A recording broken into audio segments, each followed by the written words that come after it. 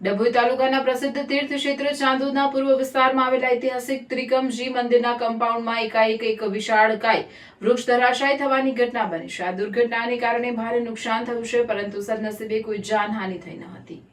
વિશાળ વૃક્ષ વીજ લાઇન પર પડવાને કારણે અને મુખ્ય વીજ પુલ તૂટી જતા લાઇન પર ભારે ખેંચાણ આવ્યું હતું, જેના લીધે આસપાસના અન્ય બે વીજ થાંભલા પણ પત્તાના મહેલની જેમ ઢળી પડ્યા હતા. કમ્પાઉન્ડમાં તૂટી પડેલું વિશાળ વૃક્ષ અને વીજ થાંભલું ત્યાં યાત્રિકો દ્વારા પાર કરવામાં આવેલી એક ટેમ્પો ટ્રાવેલર ગાડી પર પડ્યા હતા, જેના કારણે ગાડીને ભારે નુકસાન થયું છે. દુર્ઘટના ઘટી એ સમયે ઘટના સ્થળે લોકોની ચહલ પહલ નહીવત હતી. યાત્રાધામ હોવા છતાં તે સમયે ત્યાં કોઈ હાજર ન હોવાથી એક બહુ મોટી જાનહાનિ ટળી ગઈ છે. ઘટનાની જાણ થતાં જ મધ્ય ગુજરાત વીજ કંપની લિમિટેડની ટીમ એક્શનમાં આવી ગઈ હતી.